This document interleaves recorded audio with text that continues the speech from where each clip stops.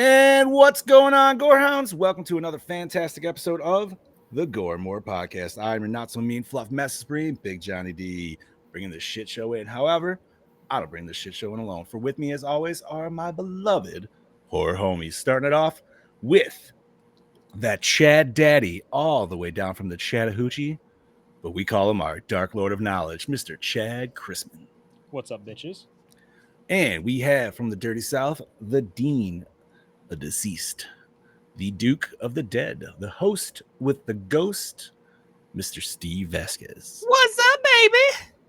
And you know him as that killing machine, but we like to call him that delicious meat mountain, Mr. Bobby Amone. Good evening, everybody. Welcome to another Monday with the boys. Hell yeah. Hell yeah, hell yeah. We're streaming a little bit different tonight. I guess we'll just put the cats out of the bag. And this is not a bad way or anything, but Gore and More has officially ventured out on its own.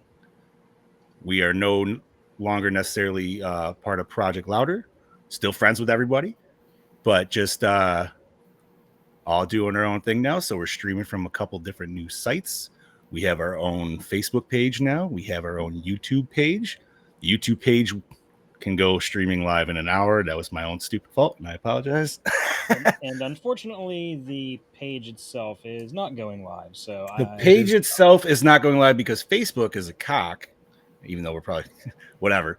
But they require 60 days of an account to be active before you can stream, and maybe that's just because we're a business page. Yeah, they told me that shit tonight. Yeah, but so that's gonna fuck we're streaming on my personal and Steve's personal, to which we can share to the Gore and More site or from the Gore and More page. So, did anybody hit that, by the way, now? If not, I can do that. Working on it. Don't worry about it. All right. So, today we are covering a Chad Daddy pick, and that would be 2021's Last Night in Soho. Very interesting movie. I'm excited to talk about it. But before we talk about it, we're going to do what we always do and talk about what the fuck we did last weekend. So, Mr. Vasquez, if you could please, I didn't forget this fucking week. Yeah. Ladies and gentlemen, it is now time for your Slice of Life. Nice. Yeah. Very nice. Scubas. Flank it. Chad Daddy, throw it to you, buddy. How you been, buddy? Oh, not too bad. You know, another normal kind of quiet week at work. Tuesday was Harper's birthday, so she turned 7. My youngest is she's making Daddy feel old, so we celebrated her birthday. Let's see what else. So Friday, you get up in the morning. You know, I'm sitting there and playing a little video games. Like my eyes start bothering me. It's itchy. It starts getting watery. I figure it's just allergies. Nah. It's pink eye. I got fucking pink eye again. Who farted Who's on farted your pillows, bro? I don't know. So yeah, I've been fighting that all fucking weekend and still got it, and it's still itchy, but it's not as bad as it was. Thank God. It didn't get too terrible. But anyway, aside from that, Friday, we're doing a little cleaning up because we have a little guest coming. I'm not going to mention it just in case, Steph is watching this streaming and the kids are around. We have a guest coming this week. And so we're doing a little bit of cleaning. We both we're just going to end up putting some Christmas stuff away in the basement that we just bought at a yard sale recently. That turned into a full clean / rearrange of the basement, which was not on our list of things to do, but I'm glad it got done. It really needed done. Oh, it was Brody, that wily bastard. He must have brought that fucking stripper over. Right. Toilet paper. The one with the toilet paper, right? The one with the toilet paper, Yeah. Did you see little clippings on your bed? That's how you would have known. gross. So let's see, what else did I do? Friday, that was basically it. Did some cleaning and stuff, relaxed. Saturday, went to the in-laws and had a barbecue. And Sunday, the fuck did I do Sunday? Oh, we watched this movie Saturday night, so that just gave us all day Sunday to just finish up on cleaning, stuff like that. It was a really boring fucking weekend. So, Scuba Steve, what'd you do, buddy? Let's see. What did I do this weekend? I went to Laredo, Texas this weekend. I worked at the bar Friday night. The guys from Ace came and hung out with me for a bit. Then we woke up the next day and hit the road to Laredo, Texas. Drove 2.5 hours, closest to Mexico I've ever been. We had a wrestling show this past weekend that I didn't wrestle in. I just had to go cause some drama. So did my little thing, and then we stayed at the most haunted hotel in Laredo, Texas, which was called La Posada. John, we can't hear you. John? Oh. Yeah, I had my Scuba. Give a tap. You're coming in a little muffled. Bud. Yeah. How about now? Better. It's crackly Better? though. Hold on. I need to get a new mic. How about there? There you go. Good, All right. Funny. So Sorry about that. no, you're good. So we stayed at the most haunted hotel in Laredo, Texas.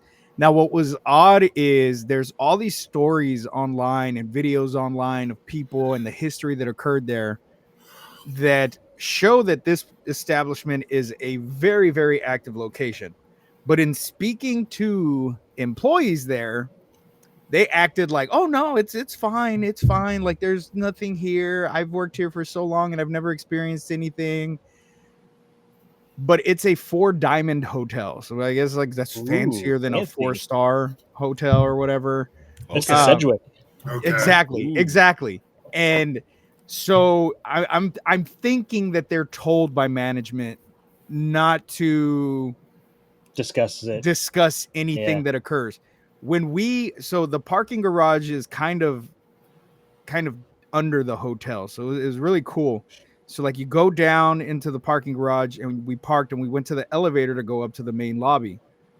When we walked in there, we were talking and we weren't there not fucking 2 minutes. We heard hi in like either a girl or a little kid's voice. And I looked around, I was like, y'all fucking hear that? One of the guys was like, I fucking heard it. And the other two were like, no, we didn't hear shit. So when we were leaving, we left. And then when we came back, we fucking heard it again. Ooh. It said, hi.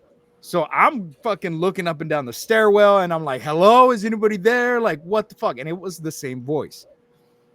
So needless to say, it was a pretty intense night. There was supposedly an entity in there that was not a human spirit and it wanted to play cards. So I played poker with an entity and it wanted me to bet my wedding ring. And I said, all right, whatever, I'll bet my wedding ring. But if I win, you have to leave this room. You cannot come back to this room ever. I own this room. So played poker, dealt the cards just as we would any other poker game. And shit. And anyways, my engagement ring, I guess I would say, because I got one of those too. Not really wedding ring, engagement ring. But I wagered it, took it off, stuck it down, did the laid all the cards out, and I noticed right off the bat I had a pair of queens and a pair of twos, and I was like, okay, cool, I got this. So then Jeremy's like, I'm gonna play your hand. If you want me to play your hand, let me know. And then I don't remember what the spirit box said. It said something. So he was like, okay. So Jeremy flipped his cards. And when Jeremy looked at his cards, he goes, oh, fuck. He's like, this is a damn good hand. So I'm panicking like, fuck, I just lost my engagement ring. Like, I'm fucked. Turns the cards. It's a pair of jacks and a pair of twos. So Nice. I won. You barely won. Nice. And I said, Yeah. get the fuck out of my room. Dude, I shit you not. Guys, I shit you not. The feeling that had been there since we got there was gone. It just felt like a normal room again. It was It was fucking intense. Like it was really fucking cool. So wherever that entity went, he's somewhere else on the other part of the hotel. He's no longer in room 141. So yeah, What's up, I got Mr. to Gallo? do a little ghost busting that way. There you go. So, but yeah, that was it. And then we had I love Mexican food. Okay. I claim to make some of the best Mexican food. My grandma makes some of the best Mexican food. I've had some of the best Mexican food here in Texas. When I tell you Laredo is on a different fucking level of Mexican food, it is hands down the best Mexican food I've ever had in my entire life. Ooh. It was fucking amazing. The flavors were on point and everything was cheap as shit. Like a meal that I would have paid like $25 for here was like $10. Fuck yeah. Yeah, That's awesome. it was fucking good. And then we went to this little, it's like a little Mexican shop because the border was literally right behind our hotel. Like you walked outside of our room and the border was right. You could see the river. The border crossing was right next to us. Like you could see Mexico was right there. It's the closest I've ever been to the motherland. And they have a whole bunch of little shops that sell like statues and things that come from Mexico. I've always wanted 2 giant white lions in front of my house the way Elvis did at Graceland. Always wanted that. Love that aesthetic. I found the exact lions. And I mean, they're probably not exactly the same, but close enough. For $14 each. And these things were like 4 foot tall. Really? Huge fucking yeah, they were $14.99. Yeah, cheap as shit. Look at this. I got 3 skulls. Check this shit out. Check it out. Give me a second. Do do do do do do do do cha cha cha do do do do do fuck that there do So, do do do. Of course, mine and Mel's wedding is going to be Adam's family themed. Mhm. So I started buying decorations. It's heavy. It's like a, I don't know if it's what it's made out of, but it's like Bone. ceramic or something. It might be a real skull. I don't fucking know. It's bone. That's like I paid perfect too. $4 for this. This This nice. is Oh yeah, that's $4. ceramic. Like $4 for, I mean, and it's fucking cool looking. Then I paid $4 for this one. This one was really cool because I'm like, I can use this for like put this bitch on my desk when I do promos for Ace or whatever. Oh, nice. $4. Oh, I dig that. How do you beat That's really that? cool. $4. So I'm like, we need to move to Laredo. I told Mel, we need to move to Laredo. Everything's so goddamn cheap there. And then eventually move to Mexico because that'd be great. It was really cool. I really wish we could have gotten into Mexico, but none of us have passports. So we weren't able to. I mean, we could have crossed the border. We just wouldn't have been able to come back. So Oh, they just let you in these days. What are you talking about? This is no, true. I mean, yeah, but we have to, walk across the river and shit. And I can't swim. But it was a really cool experience. And then watch this movie, and yeah, I'm ready to talk about this movie. Bobby? My weekend was wonderful. Friday, I actually had off work. My buddy was turning 30, so we went down to Philly for the night. And Boo. I lost count of how many bars we went to, but all I know is one buddy threw up right in front of a storefront. We had shitty pizza, and we all woke up with a hangover the next day. That's all I have to say about that. It was a good night, though. It was well worth it. So now he's officially a part of the 30 Club. Saturday, I was with family and my girlfriend all day. We were down in Monmouth Park. They had the horse racing going on. So my uncle got us tickets, and we were all there just having a good time, playing the ponies. I made a little money. I lost a little money. I walked away with gas money, so it was a good night regardless. That was about it. It was nice. And then we went and got ice cream after and chilled out. And Sunday was just a chill day. Ran around, did some banking, did some chores, came back, cooked dinner, and then I got to watch this movie. I'm keeping it short and sweet this week. Watch this movie, and that's about it. John? Oh, let's see. I had a nice short, sweet weekend. Saturday, had a friend's kid's birthday party. It was at a rec center, so big indoor pool, big fucking pool. Nice. Like swimming down to a 9-foot deep end, it's like, that's not too bad. But swimming down to a 13-foot deep end is definitely Holy like, shit. it makes it extra like, you're like, God damn, dude. Like, Look, there It are sucks. sharks in that deep end. There are sharks in there, and I'm convinced. Thank God there's no like rings and stuff like that the kids just couldn't go get because it's like, oh man, I don't know. I would have been woof. All right. Let's see. So did that, and then Sunday was kind of a weird like blah day where I didn't really feel like fucking doing shit. So I really didn't do like anything, man. Yeah. Like I watched the movies. I did like some cleaning and shit like that, but yeah, man, just mild loafing around the house, a little gaming, Oh yeah. and yeah, I didn't really want to do fucking shit. I don't think I mentioned it last week, but I know you boys know already, but I'll say it on here. I got accepted into the apprenticeship program I was trying to get into, so that is fucking Hell. cool. Congratulations, brother. Actually signed up for the college paperwork last week, dude. I'm literally going back to school, man. Like, like Yeah, you're Thornton Mellon. I was just about to say that. this is it's going to be interesting, that's for sure. But it's also going to be fun, man. I think it's a good career decision. It's kind of a late in the game chess move, but at the same time, not really, because by the time I'm done getting my card, I'm only going to be 43, and I'm like, that's fucking nothing. So, and who knows? Maybe I'll go for the Masters, go 2 years, and get just that extra fucking money, right? So, yeah, I'm going back to fucking college, man. Fucking weird. I'm gonna have to watch that movie.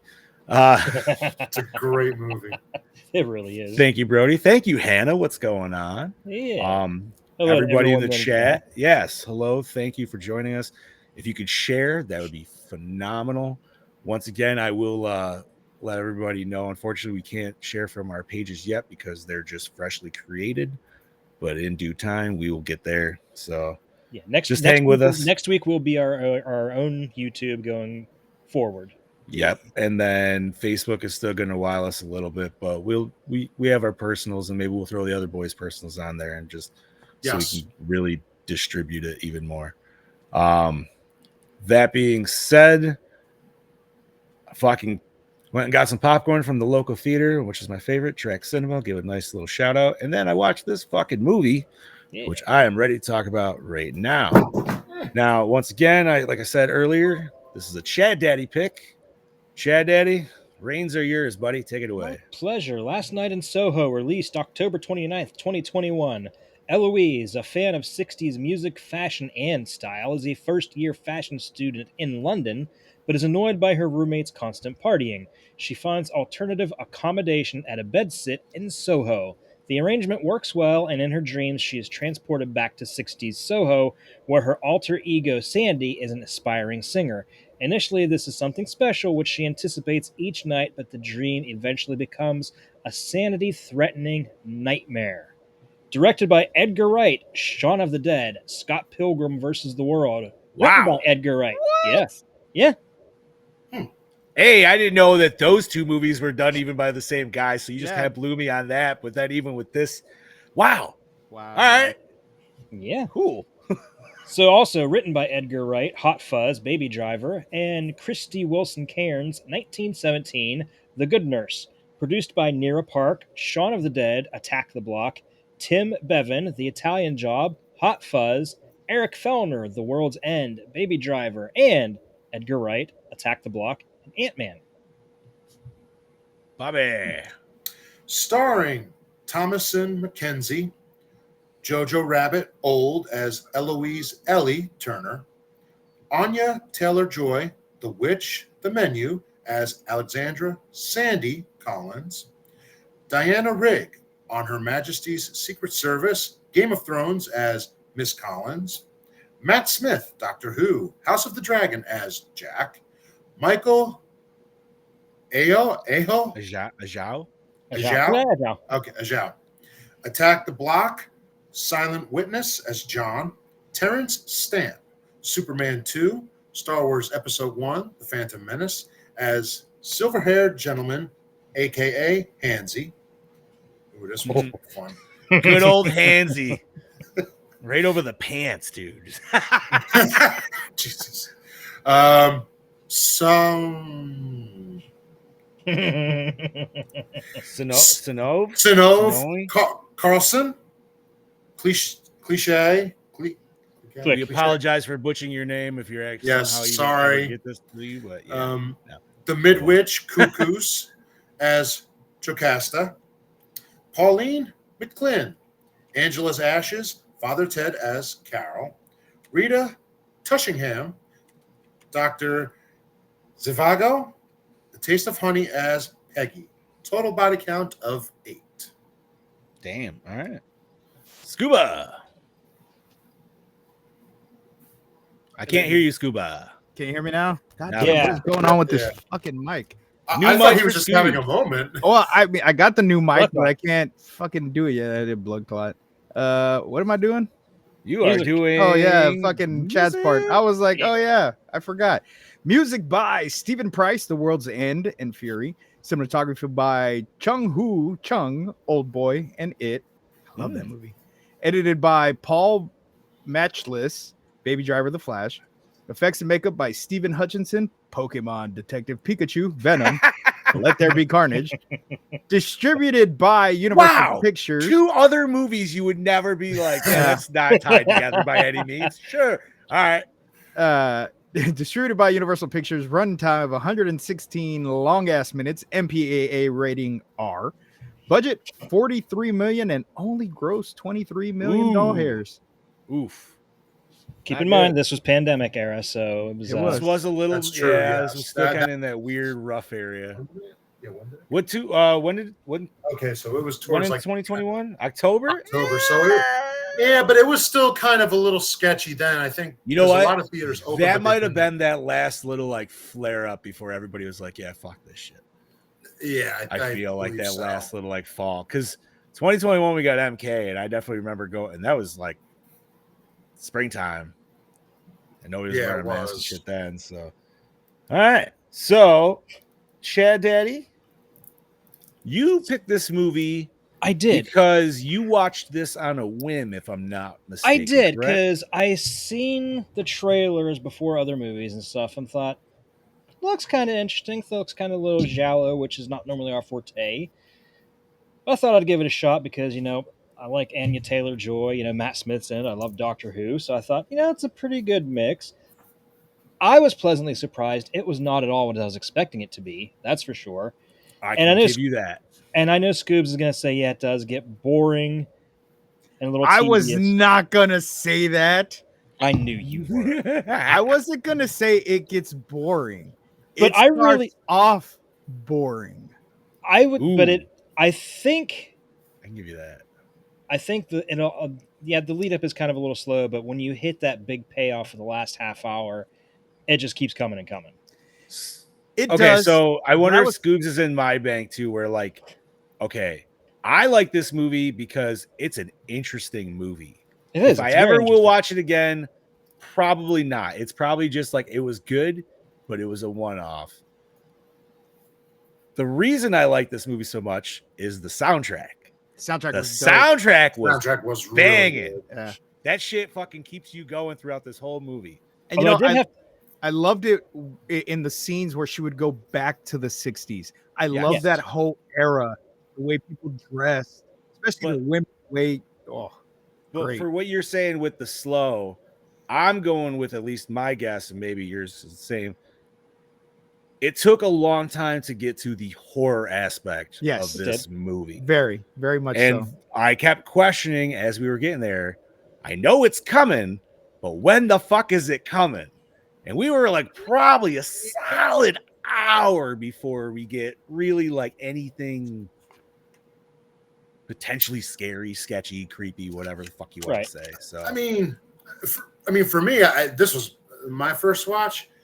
I don't know. I went into this not expecting a horror movie. I expected more of a thriller with the little bits of horror.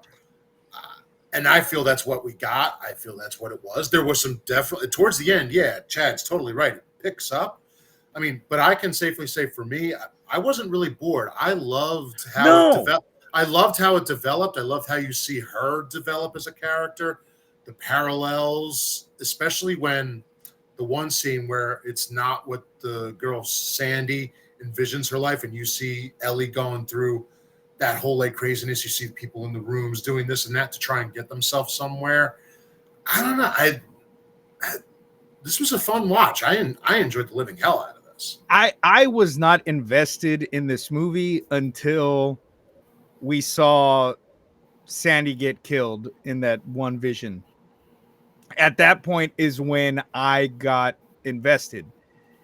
And you weren't invested the first time you just saw Sandy walking in that pink dress, because I was fucking like, you got me. Let's go. I mean, I was like, ooh, see, Chad, Daddy, yeah. And I wanted to mention that I never thought you missed. She was cute. You wanted. No. Bro, I never thought. See, she was I cute. felt like that in the menu. I was just kind of like, I could see it, but not my thing. But seeing her in the '60s dress, ooh, baby. Austin Like, Powers would have been all over. Oh that yeah, shit. Austin Powers definitely hit that. Oh definitely. yes. Not in the but gross way everybody else did, though. I just didn't. I wasn't invested in it. I mean, I got it. They were building up, but I feel like the switch from Eloise straight into Sandy was just kind of too like, boom, fast? Here it is. Yeah, it was too fast. Like there really wasn't.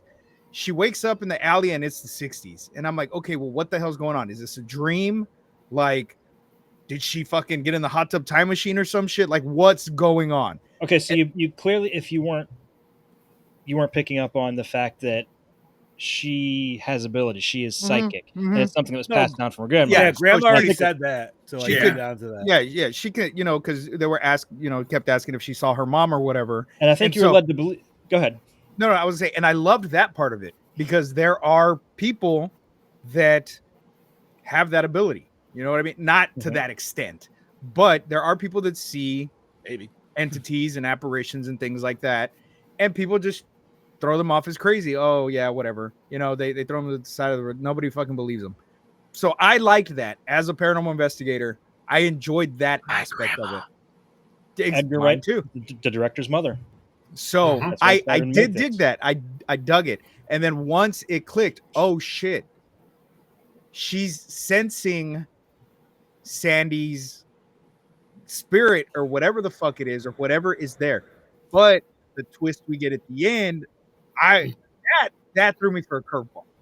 That right there, when I tell you my mouth dropped, I was like, how did I not get this? That is why I wanted you guys to watch this, for that twist, because that was a good. Okay, so that was to really answer good. Brody's question, I'm going with this is like some Freddy kind of like dream magic shit. Yeah, like it happens in the dream. It happens in real. There are cases where like people have been put under hypnosis or whatever, and they've been suggested like, oh, you have a burn, and then blisters will just appear on their skin. So stuff like that does happen. Yeah, right. So the way I took that, the way I interpreted the whole Hickey thing is she actually went. She lived that through her body.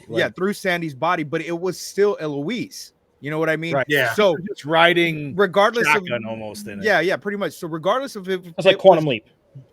Exactly like Quantum Leap, except but she can't control Sadie. No, because she's she's just along for the ride. But it's like when you're in a dream, okay? You're in a dream, and at some parts you're seeing it through your eyes, right? In some dreams you're seeing it through your eyes, but in that same aspect, there's parts of the dream where you're looking at yourself and you're seeing things happening to you, and it's jumping back and forth. And that is what was yours always in third person or top view video game style like mine? Because that's sometimes, not all the time. But then the one scene that I really, really enjoyed was the dancing scene.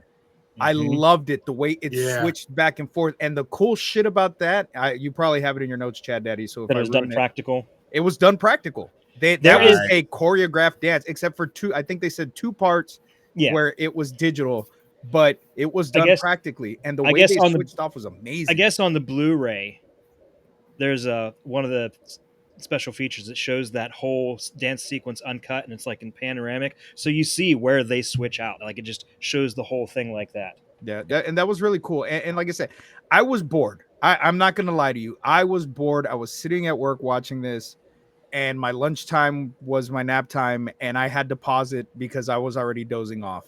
So I paused it. I took my lunchtime nap. I woke up, got some work done, and then continued watching it. And like I said, when Damn it, Brody. when it started going, I was like, okay, here we go. And like I said, that twist at the end, I was like, what the fuck? Did he just send you the quantum leap retarded thing? Where did he send it? The fucking quantum leap. Like, am I retarded? Like the fuck. Oh, dude, I fucking love that episode. God damn it, Brody. That's Breaking breaking concentration on the show. Oh fuck. No, I mean, it was definitely a slow build in the beginning, right? Like you're learning the characters. You meet her cunt of a fucking roommate, which I was just this bitch is getting douche of the fucking I fucking movie. hated Joe that Costa. bitch. Shut I fucking even her name. I'm like, no, fuck you. Like, if I was a woman, I would slap you. Like, fuck off. But like, and you know, it's good though, because it sets the precedence for like why she needs to leave, why she needs to find all the shit. Like, this movie is solidly written, right? Like, everything's good about it. I just feel like I needed a little bit of horror in the beginning to kind of like catch me, and then I would have been fine. Like, I needed that. I think that's why when it does hit, it hits more effectively, and that's what makes the twist so more. Well, I think I don't know. I still feel like I need it, not even maybe directly, but just something alluding to it, because it's just. Because I'm like, oh, this is just fashion college drama shit. See, like, I don't know. I had a feeling for the whole time where there was no horror. I'm like, it's going somewhere, but it was being clean cut about it. I don't know. I also, like I said, I wasn't expecting horror throughout the whole thing. It was a little bit more of a build up. I didn't know what to expect with this movie, honestly. Like, I will say though, man, the soundtrack, what the fuck? The soundtrack was phenomenal, man. Like, that thing had me going the whole time. So even like if the moment was dull, I feel like as soon as the song fucking hit, I was like, all right, I'm kind of into it, man. Because like the song always like overtook the whole movie, right? Like, it drowned out everything else. Like, you were really concentrated on it. And like, did you guys take my advice and turn on the dialogue mode? Mine was already on. I did not. Don't remember. I feel like because usually I do that with my stereo anyways, but if you go on the Prime audio settings on there, no, maybe I didn't. It gave you options, and one of them was like dialogue enhanced, medium, dialogue enhanced. Yeah, because the music was loud as shit. And so anytime music would play, I would have to turn it down on my computer because I didn't want my boss to be like, what the fuck are you doing? Not that she would care, you know what I mean? But still. Yeah, but you'd be like, why are you listening to such good music over here? Yeah. Why are you jamming over here? What's going on? See, Brody, I disagree with Brody on that. Yeah, I was going to say, I feel like you kind of need it, because if she just also started having visions out of nowhere, you'd be like, wait, what? Plus, that also some kind of catalyst. But I mean, that was kind of the whole theme of the movie was not seeing her mom. You know what I mean? And then she saw her mom, because we don't know how she saw her mom before. We don't know if it was a scary thing, or which I wish they would have touched upon that a little bit more, because maybe I figured she was just lying to her grandma about it, because clearly she saw her before her grandma asked, and she's like, no, I haven't seen her in a while. Yeah. Like, bitch, you just saw her in the mirror and you looked right at her, like, you know. See, I love that aspect, because it showed like she always had someone, even if she wasn't there, still with her. I'd love that. But then you didn't know if this was legit, or if she was suffering from some kind of psychosis. Was it all in her head? Especially that scene in the library where she starts freaking out and seeing everybody.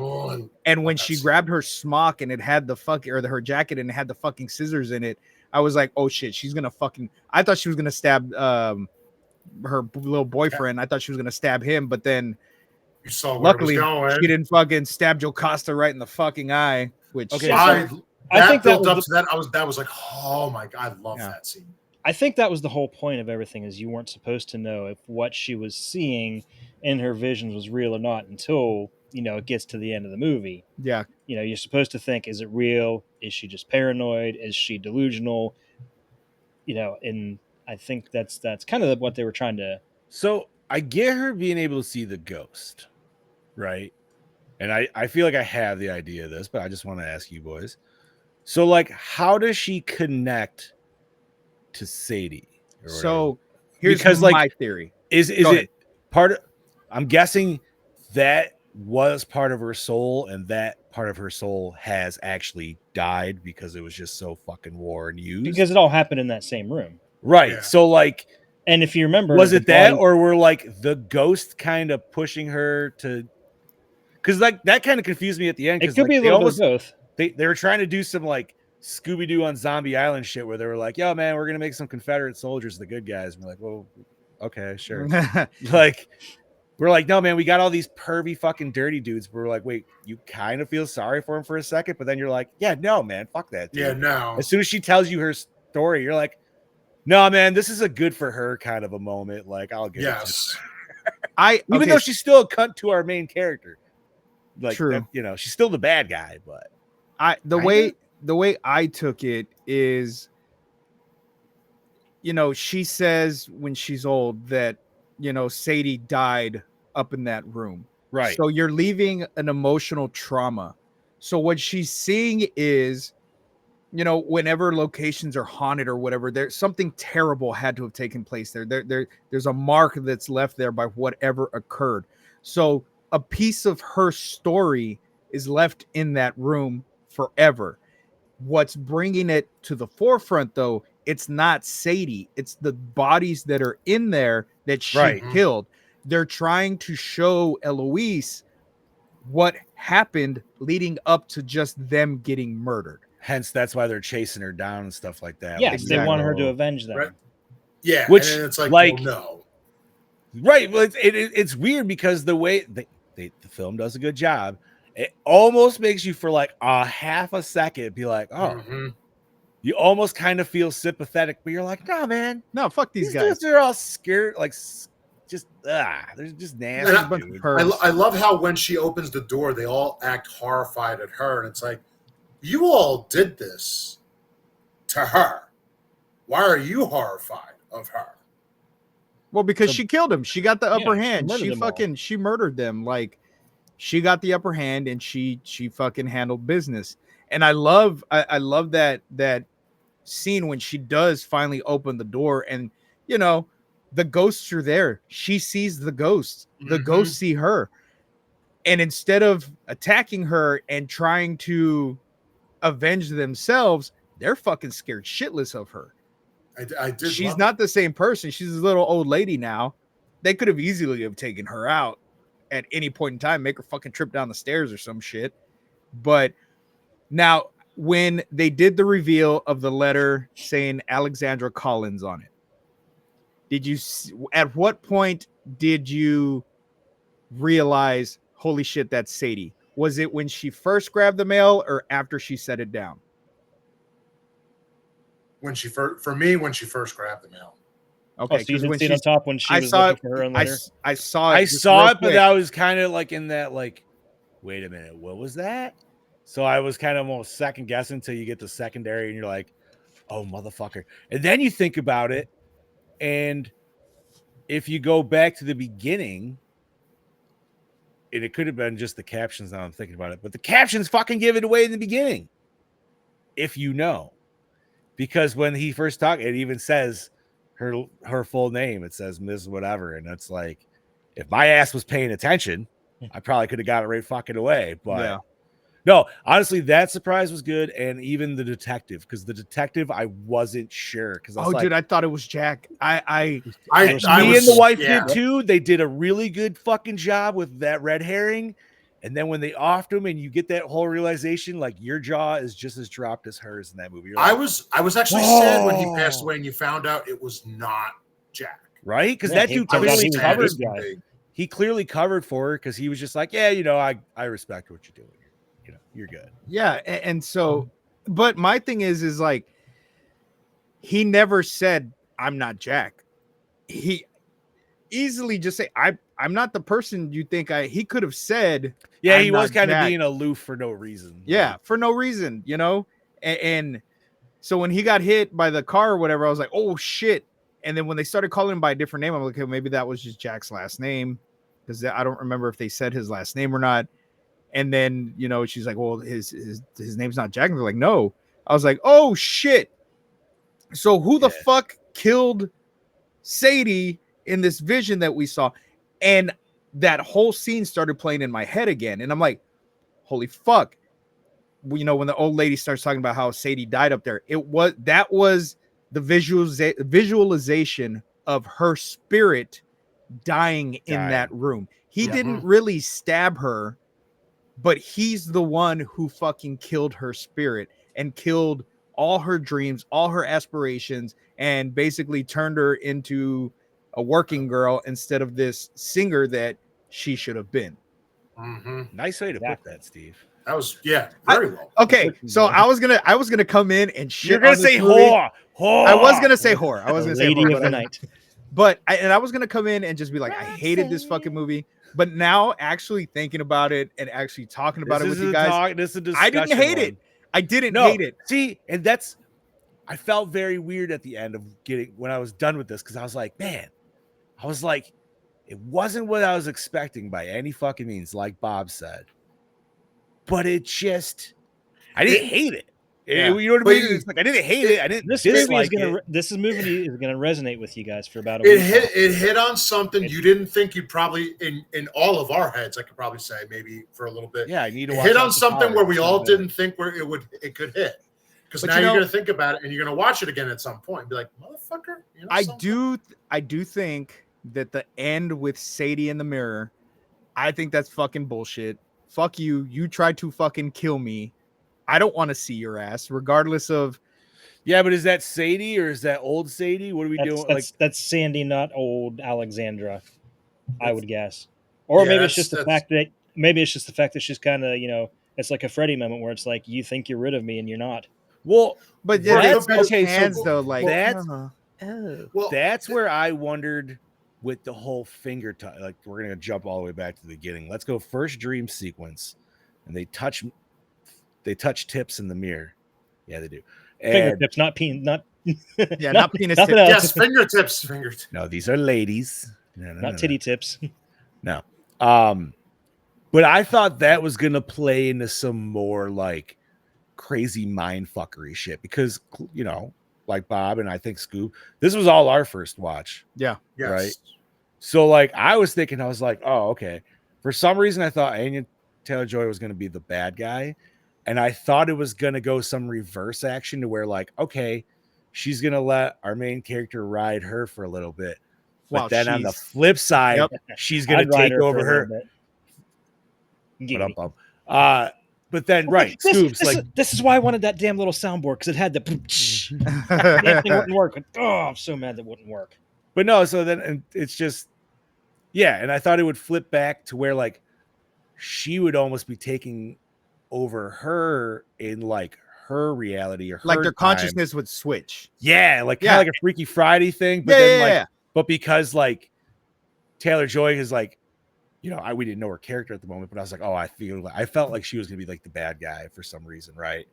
And so that was my anticipation, and then this movie did none of that. But I still feel like the fingertip thing is like, it's something, right? Like, it's got to be some kind of weird, like, that was the connecting or conjoining. Well, especially because it's in a mirror, and mirrors are known to be portals. This is true for the spirit world and shit. So I don't know. But with Bob, what Brody said here, it's what Brody said in his comment. And she was so obsessed with her by the end of the film, Sandy pretty much inspired her to be successful and will always be with her. See, I didn't look at that moment as oh my God, scary moment. I looked at it as it was an inspiration moment. Yeah, she was a little like taken aback, but I don't think it's a moment of, oh, you haven't gotten rid of me. It's like, well, she didn't do anything to Sandy. Older Sandy, Alexandra, didn't do anything to her. Was gonna, but then we can tell Bob you're going robot. We can tell he's back home now. robot. Well, did you hear anything I just said or no? A little Most bit. of it. Yeah. About 90%. Yeah, we Right, got about well, 90% of it. But no, and I do agree, you know, it, and at the end of it, she did pay for her sins in the room where she killed them. So that could have been that moment where I'm atoning for everything that I did, all the bad that I did. I'm forgiving you for doing this to me. Hopefully you can forgive me for doing that to you. As far as the men that she killed, the other spirits that were trapped there. So now she's no longer this old bitter woman. She's able to go back to the carefree version of herself that she always should have been, you know, that because honestly, if it wasn't for Sadie, then Sandy. Sadie. Sandy. Is it Sandy? I thought it was Sadie. I thought No, it was Sadie too. It's Sandy. It's Sadie. Sandy. It's short for Alexandra. She said Sadie. No, said it's Sandy. I think she did say Sadie in one of her like the Oh main yeah. montage, Okay. Well, anyway, maybe. Sandy, whatever the fuck her name was, hot chick. So, if it wasn't for her, Eloise would not have become the success that she was. So they're bonded Definitely. forever. That was her inspiration for everything. Granted, her mom and the taste in music from her grandmother, all of that, she was already obsessed with the era, but I actually just say Grandma connecting. was kind of cute. Just throwing that out there. Honestly, no, John. Hey man, say what you want now. So they're forever bonded now because of the simple fact that she helped Eloise accomplish her dream. And in that sense, she kind of accomplished her own because now she's living through what Ellie did and, you know, helping Ellie become this awesome fashion student. Because I mean, she's not out of school yet, but you know, she had the awesome fashion show or whatever. But in that way, it's keeping Sandy alive. It's keeping Alexandra alive through her fashion. So she's eternal now. She has that thing she always wanted. Granted, it's not her dream, not the way she wanted, but she gets to live on forever through Ellie's fashion. I just want to point out that I love how Scoobs came in here fully intending to shit on this movie. And now he's got these great elaborate interpretations that he's finally understanding the movie better. I was bored at first. But look what that boredom turned you into right now. You know, but I was bored and I was paying attention. Is what it is. That's the thing, though. It's like I don't think because like I want to say I feel the same, but it wasn't boredom. It was just more of like, when's the horror gonna happen? But at the same time, it wasn't to where I was like, oh, like oh my god, like yeah, we've watched some drag fucking movies. Like this didn't drag. Like you were just like, all right, where's the scary? But then I feel like once really the dream situation, the first one, once that comes in, dude, I'm invested at that. Yeah, point. yeah. I'm like, what are we doing here? Like, what is this? Yeah. Like, where are we going with this? I think There's so many the dream sequences were great, and that's what pulled me in was when they would go back to the 60s. I didn't give a shit about Ellie, honestly. Yeah, look at how beautifully filmed the 60s segments were. Bro, They were bright and can vibrant. we just say like, well.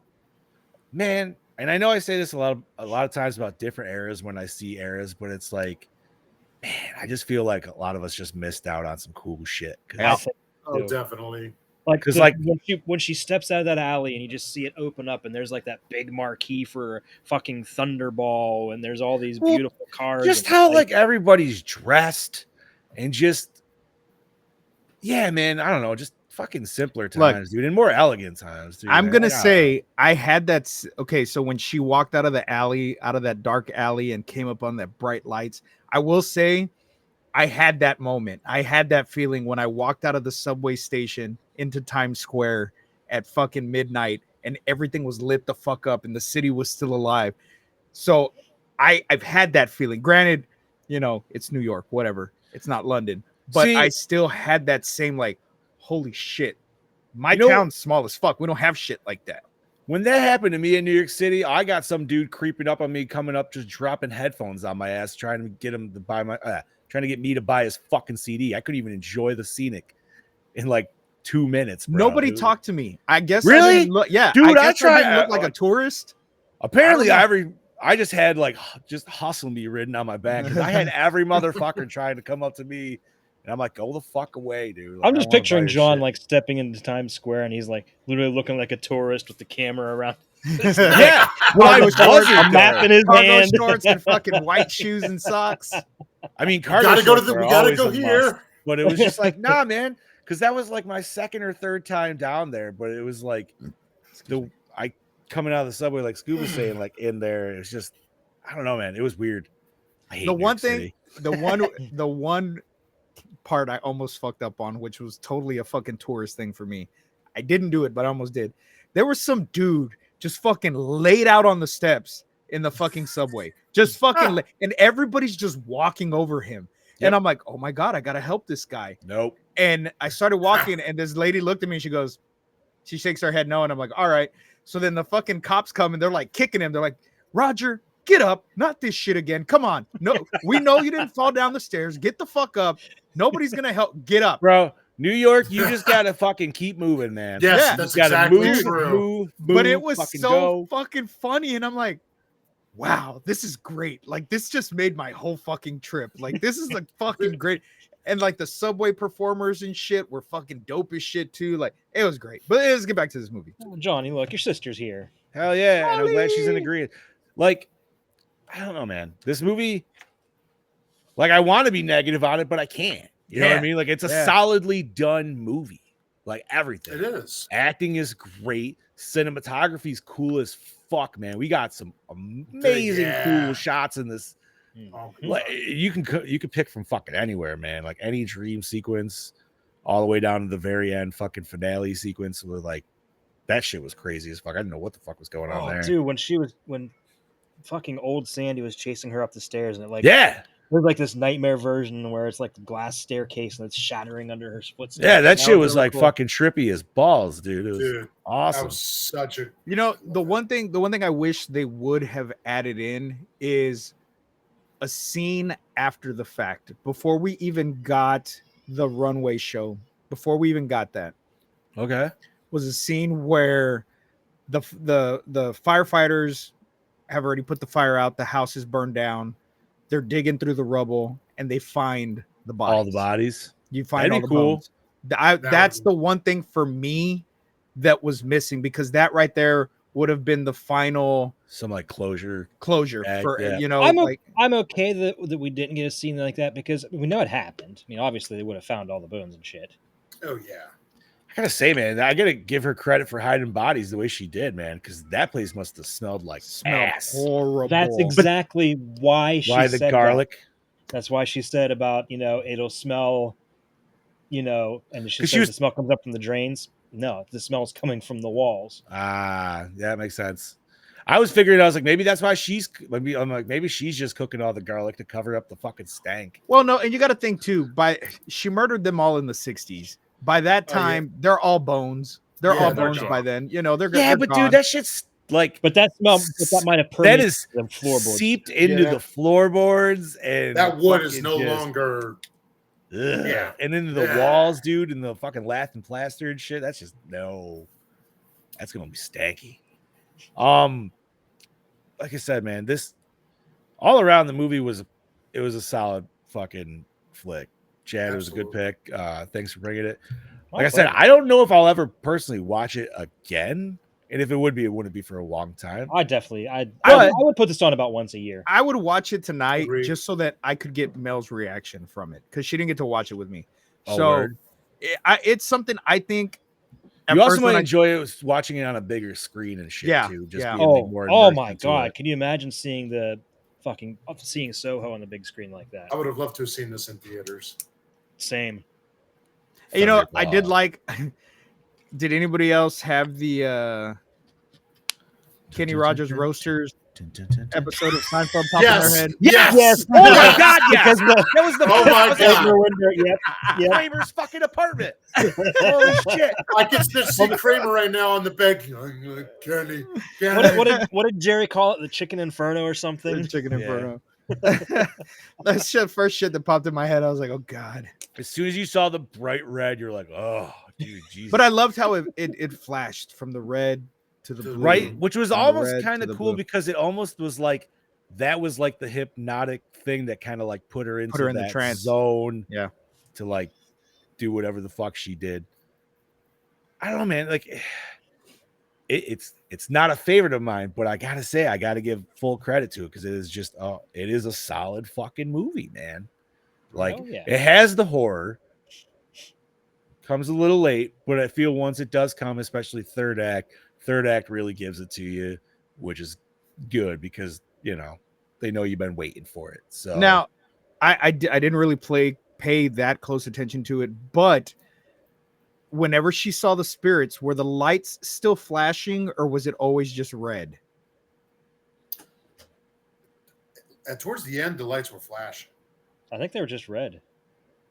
I feel like they were just red. Oh, excuse me. I feel like they were just red, but I don't honestly remember. So if they did that and they made it to where she only saw the ghosts when the lights were red, that is a really fucking cool nod to like the whole like actual paranormal shit, because supposedly you're able to see spirits better with a red light as opposed to any other kind of light. What is this, hunting like looking for deer blood when you're hunting? What the fuck? I don't know. That's just what they say. And so supposedly, like back in the old days, night vision goggles weren't green. They had something that made them red, and they stopped using it. And this is, I don't know if this is true or not. This is just something that I read somewhere, and people were like, "Yeah, this is legit." So, but I don't know if it's true or not. So you're saying is people accidentally made ecto goggles? They accidentally made ecto, but the shit that they saw, that'd be cool. Fucking like fucked with them, so they had to like go a different route. I don't know, Dad. The reason that night vision goggles are green is because that the human eye can see more different shades of green than any other color. But because it's right at the middle of the spectrum. And of course, but when they first initially came out with night vision goggles, they were red. Yes, but that's not why they changed it. They changed it because they saw ghosts, Chad.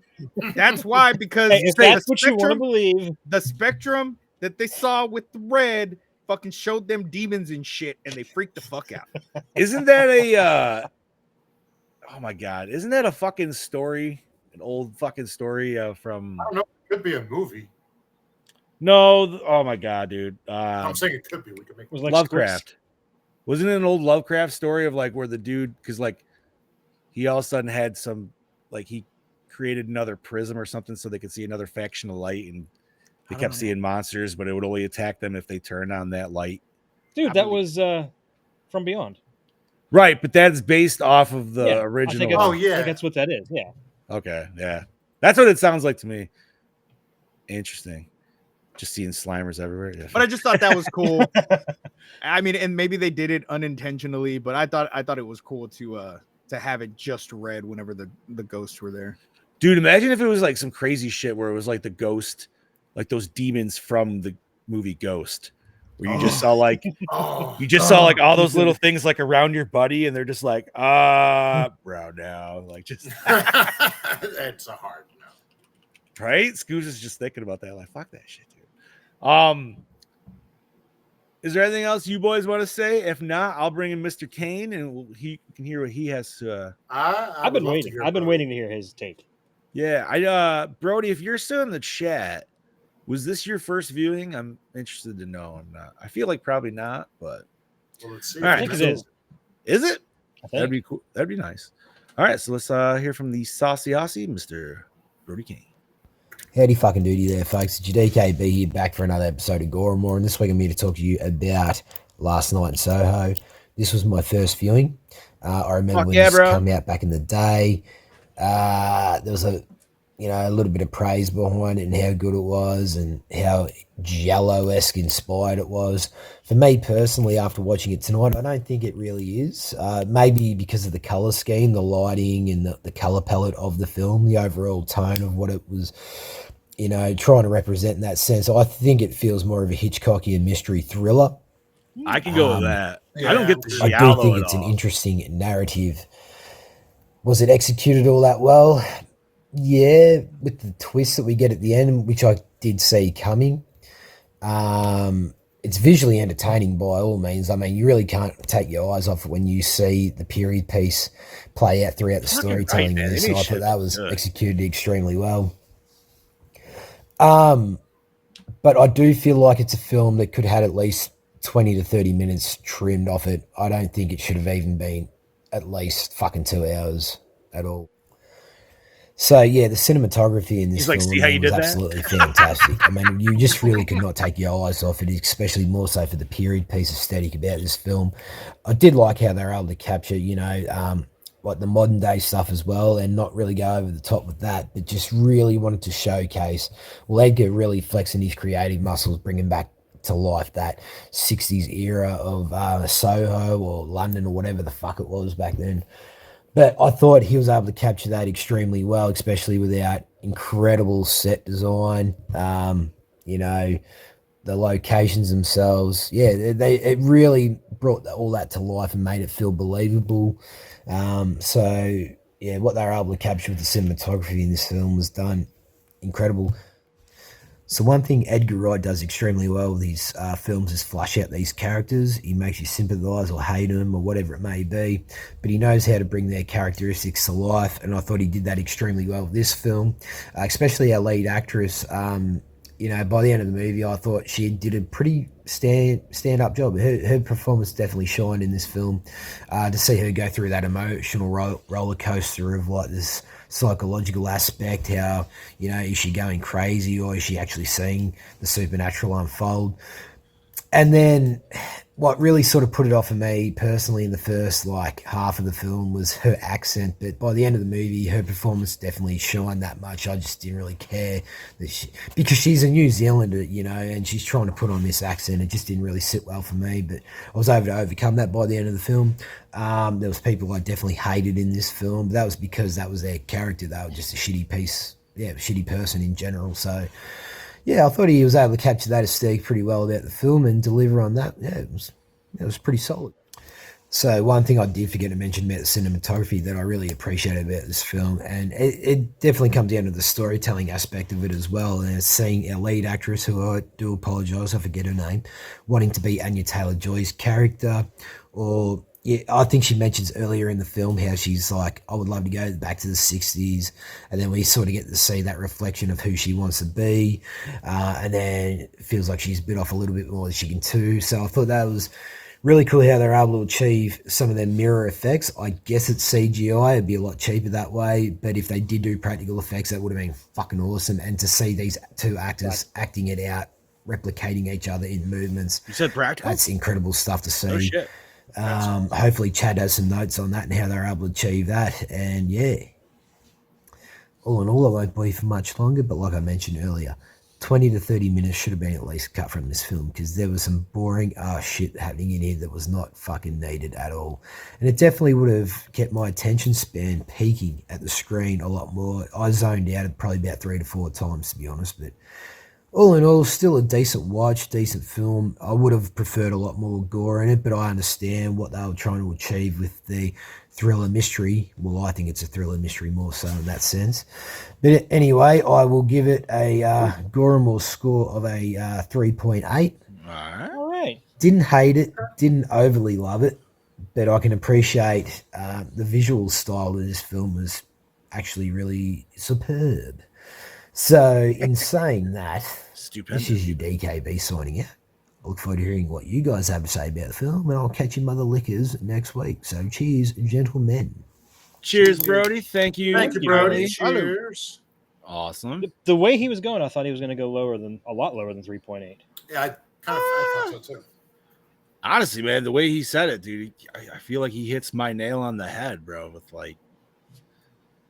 it's enjoyable. It's not like a love one for me, but at the same time, man, I gotta give it mad props and praise. All right, anything else to discuss? If not, hand it over to Chad Daddy. All right, I've got a good bit here, so let me get started. So this was the final performance of Diana Rigg, who passed away on September 10th, 2020. The film is dedicated to her memory, and her only child, actress Rachel Sterling, receives a special thanks in the end credits. Oh, wow. Okay. Oh, shit. The scene where Eloise first sees Sandy through the mirror is done practically. To achieve the mirror effect, the cloakroom attendant is played by twins James Phelps and Oliver Phelps, also known as the Weasley twins. Oh, no shit. Oh shit. That's cool. Oh. During the end credits, shots of a deserted, empty central London flash on screen. All of these shots were completed during the COVID-19 global pandemic. The empty streets are as they were, as England at the time was in a national lockdown. Yeah, that confused me though. I was like, what am I looking at? Yeah, I kind of got This that is too. random shots. You know what? One thing I never brought up, and I meant to. For the amount of times that a character, mainly the main character, crosses a motherfucking street without fucking looking, without almost getting hit, pissed me the fuck off, bro. But she did almost get hit. Twice. One time. But Well, I'm twice, saying yeah. the fact that it kept happening, and then when it finally did, it killed the old detective. Is that how? Maybe is that just how fucking people are in London? Probably. But I'm just like, I did the thing where I yelled at the screen, like, bitch, have you ever heard of a fucking crosswalk? Like, what the fuck? I don't know. Just the random thing. I don't know if you guys caught that, but I felt like it was it was an ongoing, like, 5 piece different thing where I'm like, why does this keep happening? The thing, but the fact that the cop got hit or the ex-cop got hit by the car, he was standing there for a long time before that. Right, dude. What was that driver looking at? He was on his phone. He was on his goddamn phone and fucking hit that dude. I don't know, man. Yeah, he was like, oh, he just came out of nowhere. He walked into the road. He was standing there for a while. He hadn't fucking moved. Sorry. I know that was a little sidebar rant, but I totally forgot to bring that like random like observation up. Anyways, sorry, Chad Daddy, back to you. Anya Taylor-Joy does her own singing when Sandy performs in the film. Oh, nice. That's really good. I was wondering about that, and that is amazing because that sounded really good. To achieve the shots of the students walking down the nighttime Soho streets, the crew hid a Steadicam within a bicycle rickshaw taxi. The road was not closed off, and the extras in the shot were unaware they were in a movie. Oh, damn. Oh, okay. One way to do it. They just didn't want to pay them bastards. Yeah. No, they definitely did not. Okay, I already mentioned this, but during the dance sequence between Sandy, Ellie, and Jack, there were only 2 moments that were not practical. The rest of the transitions were entirely choreographed and done in camera. That's fucking phenomenal. I love that. That's because it was such a great dance sequence too. Like it was so damn good, man. I wish I could dance. I don't know how to dance, but that was a damn good dance sequence. So the main actress, Thomasin McKenzie, dropped out of Top Gun Maverick to star in this movie. I'm not sure if that was the smartest move. I mean, I loved fucking Top Gun Maverick, so I don't know. It made some serious bank. She would have. Yeah, I don't know how to feel about that. Yeah, but this was also her moment to be in a starring role. Yeah, so, let's be real. Well, no, I would take a starring role instead of being next to a big star, depending on who's the big star too. I mean, like Tom Cruise was the big star of that, but at the same time, like I don't know, like I cared more about the other random pilots. I still haven't seen it yet. It's good. It's damn good. So goddamn good. I still haven't seen it either. The worst part is like I don't even know how I would feel watching it at home because I saw it in the theaters and I'm like, gotta see it in theaters just because. Yeah, I didn't think I was gonna like it. I didn't think I was gonna like it, but I watched it. I was like, holy fuck. I don't know why that just made me think of all these people I saw on so many different movie sites that I'm in that people were saying how great Oppenheimer was in IMAX. Like, oh, you got to see it in IMAX. I'm like, why? What about that movie? What about that movie needs to be shown on that big of a screen?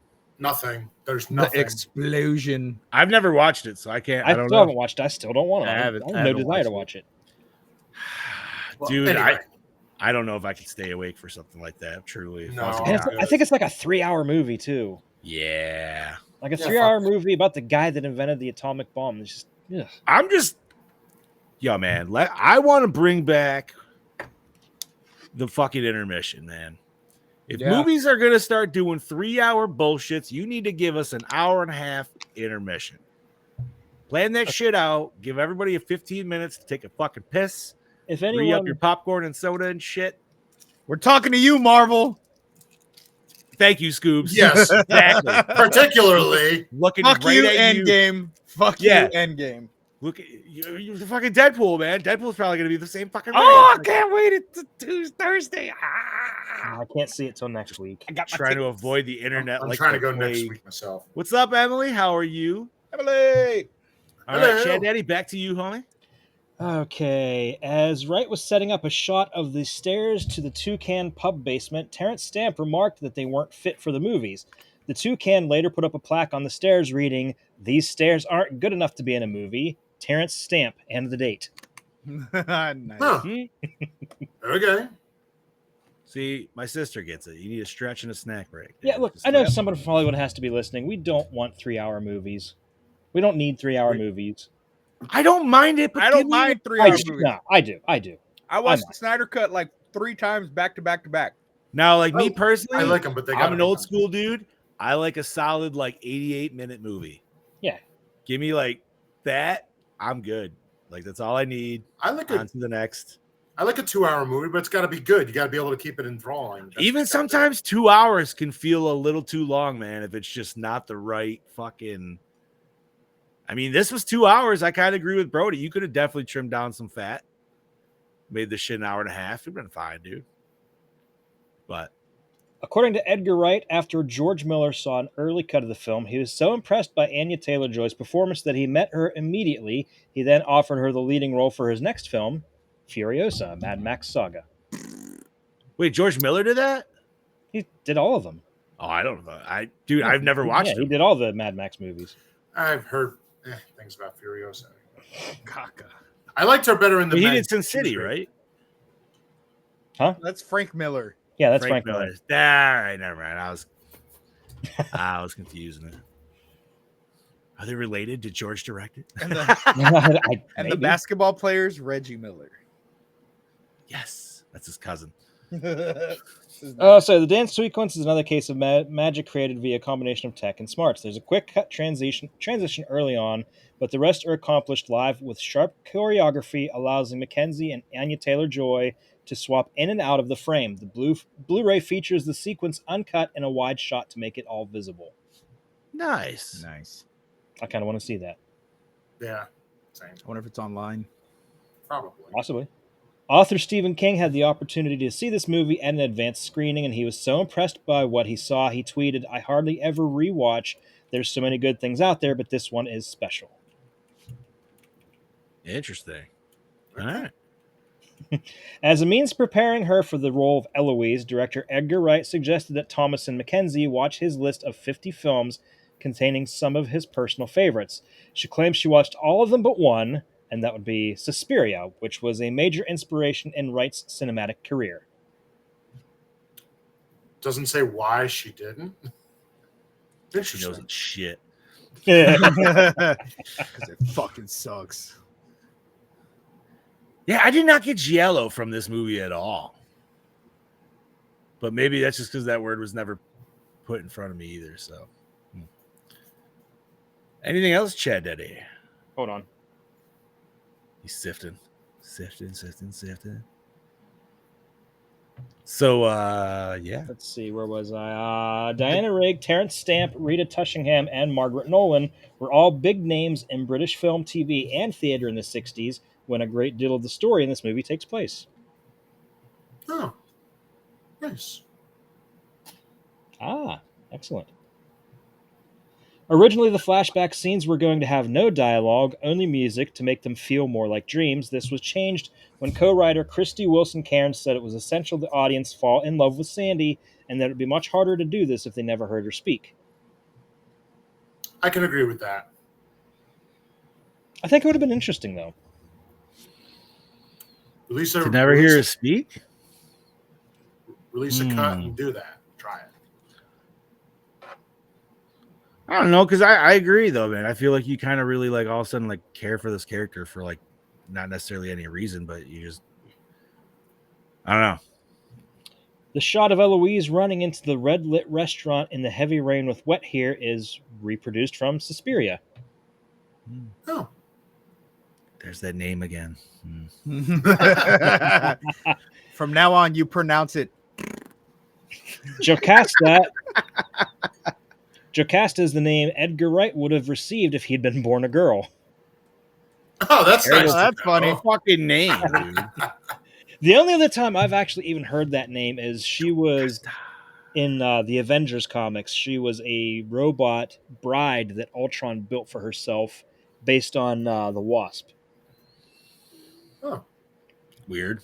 Yeah, that's the only time I've even heard of that name. never heard of it till now. Sex bot. They tried a few different takes, but it was Taylor Joy's suggestion for her to try her downtown audition a cappella that made the cut. That Nice. that was a really good scene. That was really good. 100%.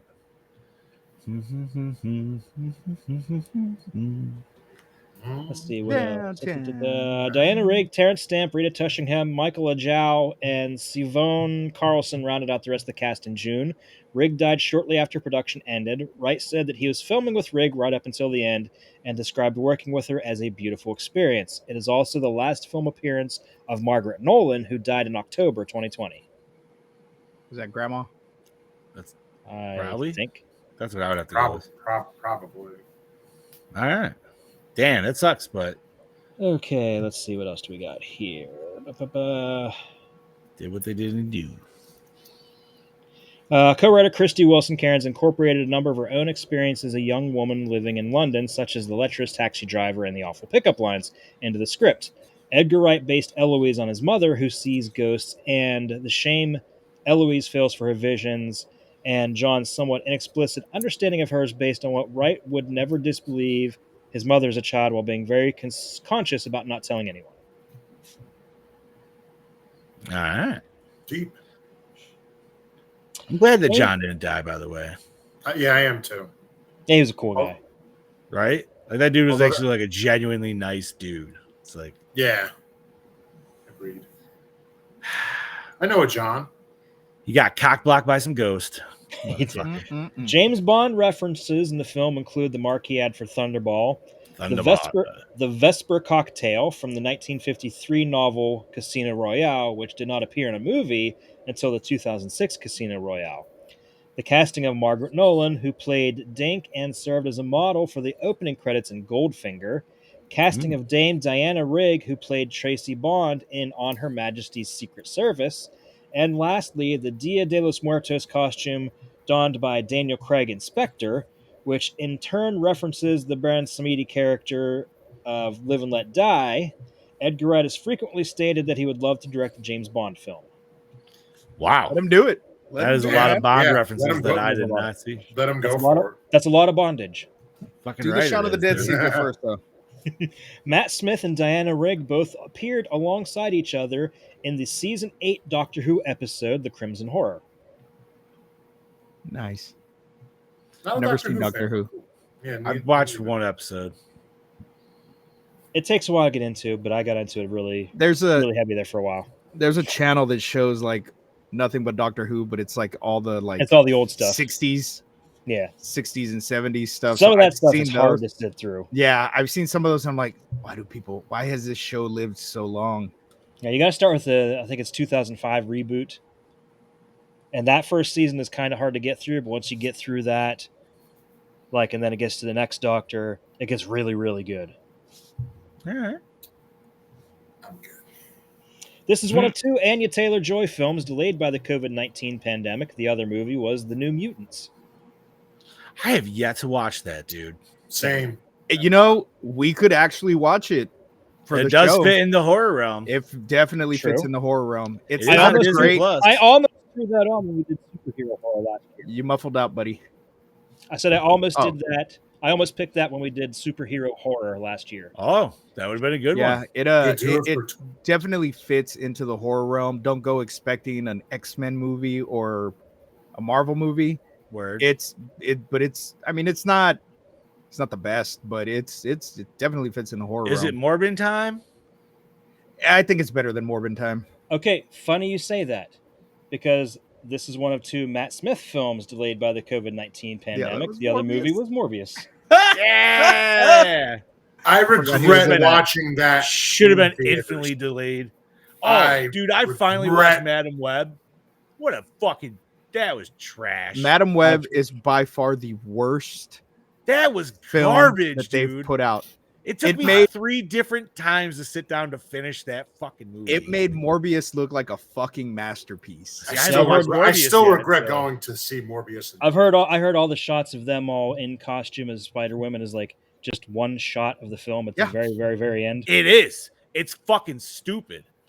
Like, That's dumb. oh, the whole movie's so fucking stupid. I don't know. What? Nobody asked for that character to ever have a fucking No. movie, dude. She should have. Like, where's the fan base for Madam Web? If Show they me, were gonna bring please. Madam Web in, it should have been in the animated shit, and left it at Yeah. that. that would have At been least- cool. At least it gave us a great real-life story about a guy getting kicked out of a theater for masturbating to Sydney Sweeney. So This is true. This is true. Fair. I don't know. It's just bad. It was bad. All right. Anyways, back to you, Chad. Eddie. The ending scene was partially reshot because test audiences responded overwhelmingly negative to the scene showing Ellie hugging Jocasta backstage, the 2 seemingly having become friends in the end. Fuck that bitch. I mean, when you see Yeah. her look at her at Hot. the end, she definitely is just like, whatever. I mean, she did almost have a pair of scissors impaled into her face. So, you know, Probably like, should have anyway. But we'll talk about it. you know, there might be some little grudge on both sides there. At an hour and 35 minutes, okay, a quote, this is quote, "This is the point in the movie where I get excited," said Edgar Wright. It's the scene where Eloise enters Mrs. Collins' flat and we see the envelope and figurine tip-offs. Christopher McQuarrie asked Wright, "Why'd you give away the twist just before the twist?" And it's because Wright likes the idea that sharp audience members will catch the clues and find themselves ramping up in anticipation. He adds it's something he recalls most vividly from Jonathan Demme's The Silence of the Lambs when Clarice enters Buffalo Bill's kitchen. Ah, I like Okay. it. Ooh. I gotta rewatch that movie too. So there was foreshadowing. When looking for Sandy's missing persons case in the library, Eloise passes by lots of missing person cases regarding men. These men are later found out to be Sandy's victims. Dun, dun, dun. That's when she finally starts seeing the ghosts too. Mm-hmm. There's a lot of them. She didn't see the ghost until then. She killed a lot of fucking dudes. There was a lot of dudes in there. There's a hidden clue about Mrs. Collins and Sandy being the same person at the beginning of the movie. They both give their address to Ellie and Jack, respectively, the exact same way. Boom. All right. And Bobby's striking out. At the Halloween party, Ellie and John attend. Ellie's former roommate, Jocasta, and her girlfriends are dressed as the main characters in the 1996 witch movie, The Craft. Hell yeah, Fittingly- I saw that. Fittingly, Jocasta is dressed as Nancy, the film's villain. Yeah, no, I like that. I like that little nod. That was cool. First of all, that was a scene that pissed me off too because I was also yelling at the screen because Gore, more PSA here. Do not accept drinks from people that you potentially do not trust, nor that you actually saw the drinks handed to them. You always get the drinks handed from the bartender to you. Mm-hmm. That is it. Never accept anything unless you know for a goddamn fact, like if it's your fucking spouse or something. Sure. But that was just like, no, bad college girl. Fucking just because, dude, I expected that chick to fucking roofie him or something, dude. Like she was just that much of a cunt. Yeah, that's what I thought was gonna happen. Great red Damn. herring on that effect too, because maybe she did. I don't know. Yeah, we don't know. She might have. She thought back to it, but you know what I mean. She told the cops no. Well, that's so- because the cops said something about it. Like, you Yeah, sure somebody right. didn't like your drink? I would have put it past her. Mrs. Collins' reveal speech was recorded by both Rigg and Taylor-Joy, allowing Wright to tweak certain lines with double dialogue. That that's was cool. that was a good effect. And finally, the film borrows a lot of its look and style from giallo films made by Dario Argento and Mario Bava. Ellie seeing Sandy being murdered, but it turned out to be Sandy doing the killing herself, is also very similar to the plot twist in The Bird with Crystal Plumage. Never watched that one, but it is Never on have. Boss Man's podcast there and Brody's. What the fuck was it? Lights, Camera, Exploitation. LCE. Yeah. Yes. Believe they talk about that. Word. All right. That you said that was it, Chad Daddy? That's it. Thank you kindly, homie, for those behind the scenes. My pleasure. All right, boys. Where did we watch this shit? Prime. Prime Freebie. Freebie. Yeah. No. Yeah. I'll tell you, I hated watching it on there because there were so many fucking commercial breaks. I only had 3. I only had 3. Yeah, I had 3. I had Oh. 1. I had a bunch. And for don't some know. reason, for some reason, the movie itself kept glitching like here and there throughout the whole movie. So I don't know if it was trying to do it and it just never did it. But It might have been because I had a bunch and they're all at least a minute and a half to 2 minutes long. all right. Now this could go either way, but douche of the film. Jocasta. Yeah, hated her. Jocasta. I mean, you could go Matt Smith. I mean, I'm he was going Matt probably the Smith. ultimate dick. Yeah. Really. I'm going with him because he lured her in, and all of this is His essentially pimp his game was fault. strong, Steve. Yeah, no, I know, but all of He that, did, though. everything that occurred is his fault. True. All He of did, it. he did her dirty, man. Yeah. Honestly, that bartender did her dirty. The bartender's the one that sent him over there. That was that whole sting operation. Because even the dude that he set up and punched his lights out, they were fucking hanging out, coercing Yeah. later on, you know? Yeah. So, yeah, I don't. Ooh. You know, man, Jocasta really had me in the beginning, but then once you really get into the story, I'm going to have to probably give it to Matt Smith, dude. He is. What's He's his the name? Jack? deceitful. He's the deceitful dick. Yeah. Or deceitful douche, I should say. Yeah, you know, so I'll switch to Matt. You know, something that makes sense. You know, we could also give it to the bartender that directed her towards Jack because Yeah. that fucker had Ultimate- to know what was going on. Oh, like I said, dude, that whole club was in on it. I think that's why you had the slime ball dude acting like a slime ball to make Jack you know, looked good. Jack To look make her, even yeah, to make better. her- yeah. And bing bada boom. All right. That takes us to favorite kill. They all happen pretty fast, so I want to give it to when she stabbed Jack because she said she stabbed him like 100 fucking times. Yeah. Yeah, Yep. I'm and gonna that's go with Jack. and that's probably the most played out death. They're the Yes. best played out death. So yeah, Mhm. Jack. so everything else is just a bunch of like knife or like throat slits, Yeah. maybe like a stab or two. Yeah, just have to go with that one, I guess. All right, that leads us to best scene. The dance scene. Now we're talking the I'm- transitional scene of like when she's changing outfits and stuff, right? Yep. I'm going with that whole first dream sequence. From the second she steps into Soho till the end of it. That was pretty dope. I'm gonna go with the dream sequence where I said already, it's not turning out one good for Sandy, and you see Ellie going down the hallway and looking in the rooms and seeing what everybody's doing. Again, just to make it through and just that whirlwind. I love that scene so much. Okay. That was I'm a gonna good change mine. I'm gonna go with the scene where Ellie's running up the stairs and gets in the room and all the ghosts start grabbing her Oh, that's a good through the floorboards. That and was cool. from the wall. That was I like that. That was at the very end too, guys. Yeah. Yeah. Mhm. That first dream sequence, though, man, that thing really fucking just like kind of locked me in for the movie. I kind of want to go. I think I'm gonna agree with Chad Daddy, man, because like just that first introduction shot of 1960s London is fantastic, and it just makes you want to fucking be there. And just her transitioning into the club, and then you see her getting sucked in the mirror, so now you're really confused, but then Mhm. it's almost like you just leave her aside because now you're following this new character. Mm-hmm. But you know, not for nothing, she's fucking absolutely gorgeous, and you're just like, all right, what's going on here? What are we doing here? And it's a crazy ride. I like how even with the first couple dreams, it's all, dude, it's almost like a drug, right? Like A little bit. It's a good time. She's addicted to it. She's ready to go back for more. She's like, and then Then it starts to getting get dark. and then starts getting dark, starts getting bad. gets real bad. But you know, that's any addiction, I guess, really. It's true. Yeah, I'm gonna go with that first dream sequence, man. Like I said, dude, that's the first one that really just is like, what are we doing here? But in a good way. Yeah. Agreed. Okay, so that takes us to worst moment or scene. Can't really pick a worst moment or scene, but one thing that irritated me about this movie, and I feel bad for saying it because it's not really her fault, but the girl playing Ellie was really hard to understand.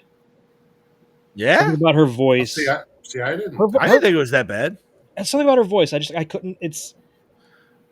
I really Maybe need like subtitles for her. Maybe it's like Brody said. It's because she's a Kiwi trying to. That could be.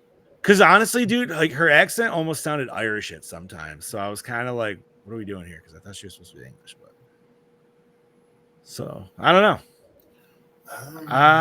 Man, worst scene. I'm gonna go with the whole like being late to school thing at the beginning. Yeah, I agree. That didn't need to Like be we there. didn't. I didn't need. I mean, we didn't need that whole scene in the class Yeah. at all. No. Yeah, it didn't. Well, I think that was just the setup for showing like that John was a nice guy. Like that was like Or the first even initial step. You know what? Even the party scene where she walks out of her bedroom and goes and sleeps on the couch, like leading up to that whole thing was just kind of like, who the fuck? I you know what? I like that. I'm only saying I like that because as somebody who, if you never got to party in your youth and everything, but then when you get to fucking college, you know what I mean? Like this girl was a sheltered girl, right? She never experienced any of this shit. So she's got a douchebag fucking roommate there, which she meets within 24 fucking hours. Now she's fucking in there. She goes out. Once again, I think this is all set up to meet the John character. He steals her soda, they're talking, and then that way it gives him a reason to give it back, blah, blah, blah. And it shows that she's also not ready for London because she clearly oversleeps her alarm. And nobody else, also, never fall asleep in the middle of a fucking party. What are you fucking doing? Like, she doesn't know, though. So, no, clearly. All right. Bob, what did you say? Sorry, homie. I agreed with Scoobs. That was okay. Alrighty, that takes us to opening scene, boys. Oh yes. It did not hook me in. I'm gonna say no. Oh no, I'm thinking of the dream. It really now. doesn't do much to hook you in. No. All right. It doesn't. I mean, it gives you Ghost Mom in the mirror, so you're trying to figure out what the fuck's that all about, but still nothing. That's alluding. Well. I mean, once again, I will say, you know what kind of did hook me in though? At the beginning, it's the fucking music, man. The music with her dancing around and her newspaper dress print, and it's all 60s. And you know, if you read the little like synopsis for the movie, so you know she goes to 60s, you're kind of confused because her whole room is that. So you're like, wait, is this already the 60s? No, it's not. So I'm gonna say a soft yes for me. But if you boys want to go no, by all fucking means. That takes us to most attractive character. I'm gonna go Anya Taylor-Joy, man. Yeah. Well, I'm actually gonna go with Ellie and Anya. Ellie first. Oh, it's a tie for you? All right. I'm going with Ellie. I thought she was really cute. Nobody went Jocasta. Okay, good deal. No. Right. That's one of those ones that just is. I mean, usually I go with the cunty one, but can't go against Anya Taylor-Joy in this one, and that's because I'm not really into blondes. I always go brunette. Yeah, but it's that 60s look, dude. Yep. I don't know what it is. Mm-hmm. It's the hairdos and the fucking flowy dresses, and you're like, "Yep, give me it all, dude. I need it." Was she kind of supposed to be dressed almost like Nancy Sinatra or something a little bit? Maybe. Is the vibe I was kind of getting. She didn't really have the really high boots from like Boots is Walking, but I think she had the pink dress and shit. Could be wrong. All right. Did the score set the mood? Yes, it did. Yeah. Fuck yeah, it did. Is the soundtrack the score? Because I feel like it is. No? God, dude, there's a lot of songs in it, dude. I feel like it almost could be, though. But no, score sets the mood. Best song. Good luck. There's a lot. Yeah. what was this song by the Kinks? I actually got to go to my Spotify because I was let me listening look. to the soundtrack this morning. Starstruck by the Kinks. That I is like a that good song. one. I'm going with whatever the song was that was playing whenever Sandy was chasing her up the stairs. The end. Ooh. Oh yeah, that was a good tune. I mean, they all sounded so good. I don't know. I can't really choose, honestly. I'm just going to go with the Kinks for this one, for Scoobs as well.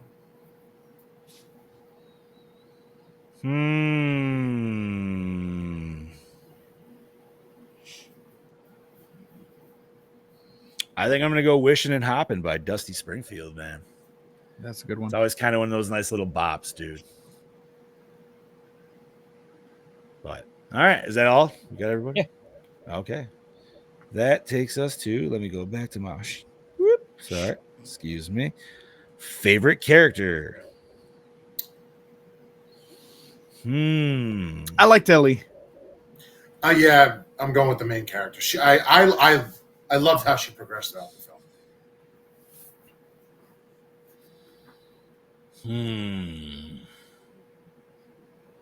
I'm gonna give it to John. But I like Sandy too. Okay. Thanks, buddy. I appreciate that. You're always my favorite character, buddy. Yeah. I mean, dude, honestly, like, we don't get a lot of them, but he is a very, like, He was charming, a genuinely nice guy. yeah, like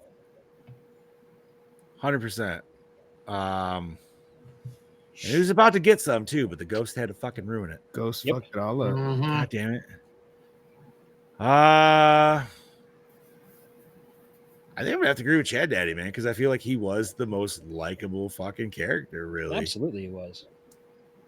I felt bad for the cop when he died, but up until that point, I was just like, this dude's kind of like just an old perv, so fuck him. Kinda. All right. That leads us to, was it scary? No. Not scary, no. But I don't know if this movie, while being in the realm of horror, I don't think it's actually intended to be scary. Agreed. It's Now, got maybe some- her life that she lived, like, that's kind of scary in itself when you think about it in the whole thing, but that's more societal problems. True. Very true. Right. All right. Does it hold up today? It's brand new. Yeah. Yes. That doesn't even work. Acting, dude. Fantastic. A plus. 100% Great. Yeah, 100% across Can't the even board. argue. Well acted. That leads us to cinematography. Well, dude, we talked a lot about Gorgeous. Fucking this beautiful. Gorgeous. That's Beautiful 100. cinematography. Oh God, the lighting, the shots, the transitions. There's not one of each of those that you can't not like talk about. This may take prettiest movie of the year for us, honestly. If we were gonna give a category, obviously we still got a half a year to go. So I don't think anybody has anything picked that can really top that. I mean, especially the flashback scenes. No. not in the vein of this, because this is kind of in such its like own, like Brody said, it's almost like thriller-esque and stuff like that, where I could see it. So all right, that takes us to the premise. You know, I didn't know what to expect by reading the premise, but I was happily surprised. Yeah. I enjoyed it. Yeah, I love it. That takes us to the climax, dude. So this is probably one of the better fucking climaxes that we've gotten in a long, like, hell yeah, because the way it twists and turns everything that you. And I told my wife, you know, before we started this, I'm like, I like this movie because you think you got it figured out and you don't. No, it definitely had a good couple solid twists for sure. So that takes us to recycle, rewind, remake, or reboot. I'm gonna say rewind it. Rewind. I rewind 100%. All right. Now that takes us to the Quackulator. Brody started us off at a 3.8. Bob, what do you got, homie? I'm actually going to give it a 4.2. 4-point deuce. Scuba. I came in here wanting to shit on it, and I had already had my score picked out. But I'm changing my score. I'm giving it a 4. What was it? It was a 2.5. Wow. Oh, wow. Damn. Big jump. Solid 4 then? Solid 4. All right. Chad Daddy, this was your pick. What are you giving it, homie? I'm also with Bobby and giving it a 4.2. It's a pretty solid flick. 4-point deuce. And then I think I'm gonna have to go with Brody on a 3.8. Feels pretty like still good. Don't know if I'll ever watch it again, and if I do, like if somebody was wanting to throw this on, I wouldn't be like, nah. I'd be like, all right, fuck it, dude. You don't even have to calculate it. It averages to 4.0. Perfect. Okay. Because 3.8, 4.0. 4.2, 3.8, 4.2, and 4.0. Yep, you're right. All right, Oh, so even for 2021's Last Night in Soho. All right. I would say that's a pretty solid score for that. Yeah. Chad Very Daddy, fun. what are we covering next week, bud? Next week is that a John pick or a Brody pick? It is a big Johnny D pick. Razorback. Yeah. Ozploitation. So it was a Johnny D pick while thinking of Brody. Yes. Let's see. I have never seen this movie. I've heard Brody talk many times of it. I figured let's throw this bitch on the fire, see how she does.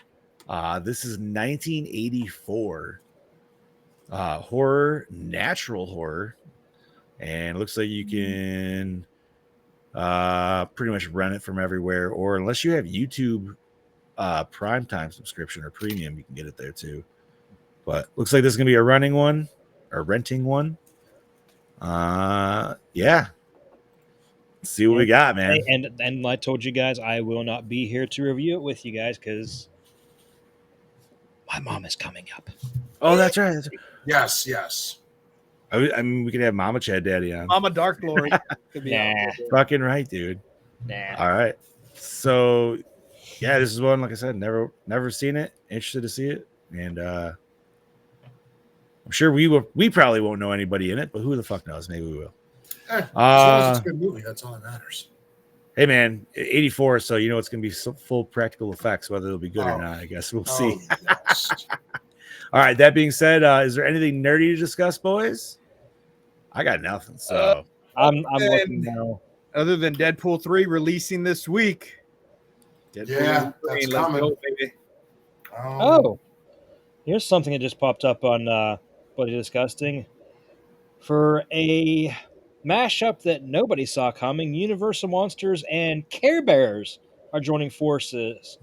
They're putting out more like Frankenstein and they're reimagining Universal horror monsters as Care Bears, and yes, they do have a creature from the Black Lagoon bear. What? Okay, so you know what, man? That's I'm cool. gonna say, dude, with Universal going ahead and doing Dark Universe, it's gonna be awesome because I really think it's gonna bring some like livelihood back into those fucking classic characters. Yeah, I'm excited for that. That's fucking awesome. These are stuffed animals that are coming out, Chad Daddy? Yes. Sweet. I really dig the ones NECA did with the Ninja Turtles. Yeah, those Those came out really good. Yeah, those came out really good. I do Anything have else, one. boys? Yeah, we got looking. 4 new images from Terrifier 3 just ahead of the teaser trailer this Wednesday. Oh, really? We got Art the Clown dressed up as Santa.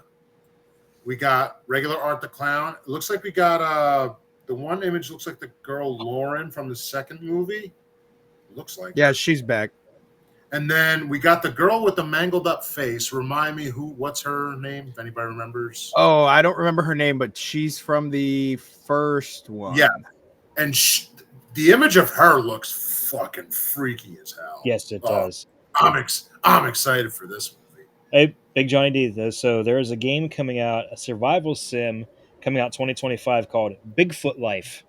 It's coming out on Steam where you play as a Bigfoot. I'm looking it up right now. It is on Bloody Disgusting. It's called I want a Bigfoot cryptid Life. game where you can play as different cryptids. Give me a Nessie level where I can fucking kill people as fucking the Loch Ness Monster. That would be fun. Oh, you know what? I have seen video from this before. Interesting. Oh, and also Samurai Jack and Beetlejuice are coming to Multiverses in season 2. Oh, that's fucking cool. That's I gonna be still cool. need to get that game. It's free, man. So And they will be available tomorrow, July 23rd. nice, dude. That's fucking awesome. I got fucking Jason and a couple other people in that shit, but that's cool, man. I'm excited for Beetlejuice, man. Did anybody see the new trailer, or is everybody avoiding it out? Everybody else avoiding it like me? I'm trying to avoid it. I think wait. When was is there a new trailer? Yeah, it just came out a couple of days ago. Then I have not watched it, and that one and a new trailer for Alien Romulus. Also won't want to watch that. That needs to be like spoiler free to me. I can't wait to see that either. I would just like to say, I found my brand new favorite potato chip. It's Which Utz. is it's the Utz brand, but it's the kettle dark russets. Those are good, fucking phenomenal. I didn't know what to expect. I just saw them. I was like, that looks interesting. And I love when I get like a bag of Lay's and I find that one burned chip in there that's always in there. That's my favorite thing ever. That's a whole bag of it, and I love it, bro. They are great. They are great for dipping in your favorite dip. Oh hell yeah! I will say this: I'm weird, guys. My flavor palate's a little off. I love potato chips with mustard. You get yourself some mustard, some just plain. Even these, you could just get some plain. I mean, I like mustard, dude, and I put potato chips on my sandwiches, so it's not that far off. So just dip them in fucking mustard. Oh, they're so good. My mom makes a homemade French onion dip, dude. Oh my god. I'm trying to think. Was there any other game news? Yeah, I got nothing. Can't remember. Yeah, I can't fucking think of anything. Oh yeah. Duh. If you got Xbox, man, you can get a sweet new fucking Deadpool controller coming out. And it's got all the curves. No. There's also a Wolverine. There's a Wolverine one too. Oh, sweet. I mean, at that point, we need a Captain America one, right? Just literally called That's America's America's ass. Yeah, and that thing should be plump as fuck, dude. Just and then you eventually, are they just gonna do dudes, or are they gonna come out with the Rogue after the fact? And the Rogue. They would not do a female one. I guarantee you, they would not do a female one. That's one. bullshit, and it's sexist. It's very sexist. Very. That's just because some dudes would be rubbing on their Xbox controllers all sorts of wrong. Curves. Fucking right, dude. Yeah, man. I really have much this week at all. So same. All right, boys. Well, I'm gonna say we've closed this shit out. Bob, I'm gonna throw it to you, buddy. This is the Killing Machine. Bobby Amone saying we will see you next Monday, full-fledged, ready to go with Razorback. This is your host with the Ghost, Prince of the Paranormal, the Duke of the Dead, reminding you that not only is Gore and More no longer part of Project Louder, neither is Somewhat Supernatural, but I will be bringing you brand new episodes. I think I am at episode 36 right now on past episodes that I've done, and I've already written up to episode 60, so stay tuned. Wow. Beautiful. Sure did. This is your Dark Lord of Knowledge, your Chad Daddy way down yonder in the Chattahoochee saying, join these three guys, not me, next week. I will be taking a week off to spend time with family and come back and watch them review Razorback and head to Australia, mate. Hell yeah. And I'm your Not So Mean Fluff Master Supreme, Big Johnny D, saying thank you once again, Gorehounds, for joining us for another fun episode of the Gore and More podcast. We are on episode 301. We are over the 3 mark, and we're just going to continue fucking climbing higher. I am really disappointed now that I'm not going to be a part of next week's episode because it's an Australian movie. You know there's going to be many bluey sidebars. Oh, there is, dude. There is. That being said, I'm just going to do one last quick shout out. Like Scuba mentioned, we're venturing to new different ways. So if you could follow our new Gore and More Facebook page, and we also have a new YouTube page. So give them a follow, subscribe. Facebook is follow or like. Do both. That's cool. Yes. And don't we have a sponsor? We have a sponsor too, don't we? Or working? Yes, but we're not. We're working on that right now. Yes. So, yes. But and maybe hopefully sponsors. We'll see that too. There's always room for more. We're not going to say just Take one. Absolutely. All I'm going to say is this was said in the chat earlier. That's why I bring that up, because I don't know. No. Yep, you're fine. Well, Yeah, I exactly. must have missed it. No, it's nothing official yet, but it's just working a lot of stuff behind the thing. Audio for right now, obviously when you're hearing this, we apologize. Things might take a little bit. If you're watching us and you do listen, just chill with us for a minute. We're learning some new stuff that we're trying to set it up. So 1 through 300 will still be on the Project Louder page and everything like that. But after this, you'll find a whole new what do I want to say? Home for us on your podcasting apps, things like that. So we'll keep you in tune and to keep an eye out for some new artwork potentially down the road too. So with that being said, thank you once again. Join us next week for Razorback. We're going down under, and yeah, man, stay fresh, cheese bags. That's all I gotta say. Ghost Soho penis. penis. No penis. Soho penis.